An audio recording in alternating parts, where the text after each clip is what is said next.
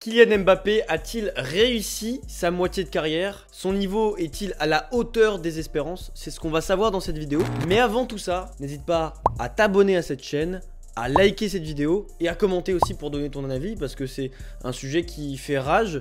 Le jour des 25 ans de Kylian Mbappé, il y a une team qui dit que Kylian Mbappé n'est pas à la hauteur, n'a pas gagné de ballon d'or, n'a pas gagné avec des champions. Et on a une autre team qui est en adoration avec Kylian Mbappé, qui a aucune critique à émettre. Et donc, on a ces deux camps qui sont regroupés et que je vois quand même assez régulièrement sur Twitter. Sur chaque publication d'anniversaire de Kylian Mbappé ou d'autres publications qui mentionnent ce joueur, et il y a toujours ce débat. Est-ce que Mbappé est satisfaisant? Est-ce que Mbappé, par rapport à ce qu'on attendait de lui à ses 18, 19, 20 ans, est-ce qu'il est à la hauteur pour l'instant? Moi j'ai envie de dire qu'aujourd'hui, on a du mal à savoir et à définir si un joueur a été à la hauteur des espérances. On peut parler de statistiques, évidemment qu'Mbappé, avec 300 buts en carrière, en tout cas je crois que c'est le plus jeune ou un des plus jeunes à avoir atteint cette barre symbolique devant Ronaldo, devant Messi. Pour certaines personnes, ce n'est pas assez suffisant parce que il y a aussi ce que le joueur peut proposer dans le jeu. Et en effet, depuis la dernière Coupe du Monde et son niveau stratosphérique contre l'Argentine en finale notamment, Kylian Mbappé dégringole au niveau de sa production dans le jeu. Au niveau des buts, il est à la hauteur. Il n'y a aucun problème, que ce soit en équipe de France où il est pas loin d'être le meilleur buteur de l'équipe de France à seulement 25-26 ans. Il est meilleur buteur de l'histoire du Paris Saint-Germain. Il a atteint la barre symbolique des 300 buts. Et cette saison, il a 17-18 buts en 19-20 matchs. Ce qui est assez exceptionnel en termes comptables. Mais c'est vrai qu'au niveau du jeu, on a l'impression qu'il a plus envie d'y aller. Il a plus envie d'aller à la guerre. Il a plus envie de se projeter, de dévorer les espaces. Il y a eu ces fameuses histoires avec Messi, Neymar où il les a un peu poussés en dehors du Paris Saint-Germain, où il a voulu construire son équipe. Il a voulu aller aussi au Real Madrid. Il y a eu, on va dire, ce conflit en interne avec le PSG pendant tout l'été. Et puis cette saison, il a son équipe. Mais même moi, quand je joue au Parc des Princes, j'ai l'impression qu'il a plus envie, qu'il s'arrête, qu'il fait plus de différence en 1 contre 1. Et même, comme disait Riolo, il n'y a plus de communication à Mbappé en fait. Mbappé, qui à l'époque, lors de ses jeunes années, aimait prendre la parole et parler de n'importe quel sujet. Aujourd'hui, il évite tous les médias. Il essaye d'éviter toutes les questions possibles.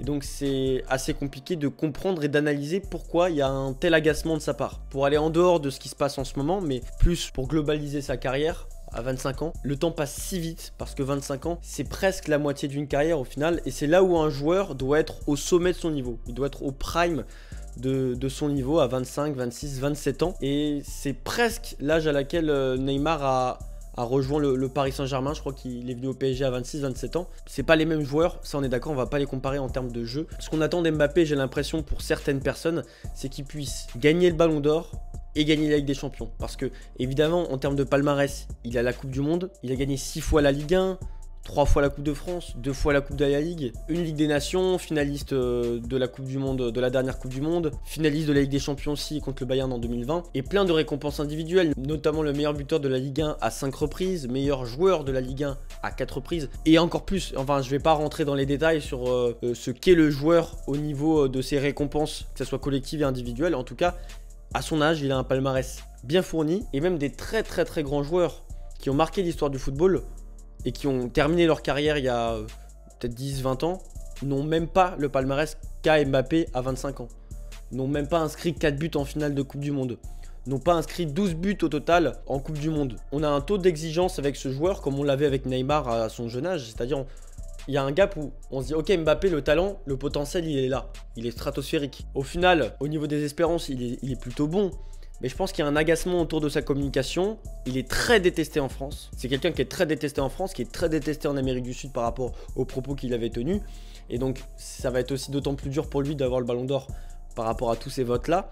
Parce qu'en dehors d'être un bon joueur, il faut aussi avoir une cote sympathie assez importante. Ce que Mbappé n'a pas forcément. Aujourd'hui, son ballon d'or, ça tient à un fil. Il aurait pu le gagner. Ça se joue à un penalty contre l'Argentine. Et si le vent tourne en la faveur de l'équipe de France ce jour-là, Mbappé a une deuxième Coupe du Monde et a un ballon d'or. Et l'histoire est totalement différente. Elle s'écrit totalement différemment. Et c'est pour ça que dans le football, c'est quand même injuste parce qu'au final, il avait tout fait pour que l'équipe de France remporte la Coupe du Monde. Il a eu un niveau stratosphérique. C'était le joueur préféré des Français, l'athlète préféré des Français. Tout le monde parlait de lui, même dans le monde entier à ce moment-là. Et au final, là, il y a une dégringolade. Mais ce que je veux dire, c'est que c'est fou que dans ce sport-là, on puisse avoir ce potentiel d'être au sommet. Puis un an après, on fait le bilan et on se dit, bah, il n'a pas le ballon d'or, il n'a pas la Ligue des Champions, dans le jeu, il est moins bon que ce qu'on attend de lui. Est-ce que pour reconnaître un grand joueur de foot, il a forcément besoin d'avoir un ballon d'or? Il a forcément besoin d'avoir une Ligue des Champions? Et bah, ça aide en tout cas, et ça fournit un palmarès, et c'est une vraie reconnaissance, un vrai marqueur et un impact de légitimité dans une carrière. Mais Zlatan n'a pas eu la Ligue des Champions, R9 n'a pas eu la Ligue des Champions, et d'autres grands joueurs comme Xavi, Iniesta, et je vais pas en citer d'autres, n'ont pas eu le ballon d'or. Et pourtant, on reconnaît leur légende. Et Mbappé sera un joueur de légende. Et ça l'est déjà. Même, on n'a même pas besoin de prendre de recul. C'est déjà un joueur qui a marqué l'histoire du football. Mais on attend de lui, évidemment, par rapport à la carrière qu'on lui promettait au début, on attend qu'il ait le ballon d'or et on attend qu'il ait la Ligue des Champions. Pour le ballon d'or, il faut que ça aille de pair avec une victoire en Ligue des Champions, j'ai l'impression. Ou s'il gagne l'Euro, peut-être avec l'équipe de France l'année prochaine. Est-ce que ça sera suffisant? Je ne sais pas. Et après, pour la Ligue des Champions, avec le Paris Saint-Germain, ça me paraît délicat de pouvoir se dire que le PSG peut gagner la Ligue des Champions. Je pense que la solution c'est évidemment le Real Madrid. Mais est-ce que le Real Madrid veut encore de Kylian Mbappé? D'autant plus que Endrick, le Brésilien, va arriver à l'été prochain, qu'on a Vinicius, qu'on a Rodrigo qui a un niveau stratosphérique et d'autres joueurs qui vont renforcer l'effectif. Donc je ne sais pas si c'est dans l'intérêt du Real Madrid d'attirer Kylian Mbappé. Mais moi, quel est mon avis? C'est qu'Mbappé est un joueur légendaire qui a marqué l'histoire du foot. Mais évidemment, il y a toujours ce petit truc qu'on attend. Il lui manque ces deux récompenses. Et il lui manque aussi cette cote sympathie qu'il doit retrouver, cette communication avec le public, et aussi dans le jeu qu'il ait plus envie et qu'il retrouve son amour du jeu, son amour du ballon. Et ça passera par là, je pense, à 25 ans. Moi, j'ai le même âge, c'est impossible de critiquer. Il y en a très très peu qui ont cette carrière. En tout cas, n'hésitez pas à me dire ce que vous pensez en commentaire, parce que j'ai l'impression qu'il y a quand même beaucoup de débats sur ce joueur. Il y a beaucoup de personnes qui ne l'aiment pas parce qu'il ne rejette peut-être pas quelque chose de positif. Et il y a beaucoup de gens qui l'adorent par rapport à ce qu'il a apporté pour l'équipe de France, au PSG, etc., etc. En tout cas, je vous remercie d'avoir suivi cette vidéo jusqu'au bout, pour ceux qui l'ont fait en tout cas. N'hésitez pas à liker et à vous abonner. Et on se retrouve pour une prochaine vidéo. Ciao, ciao.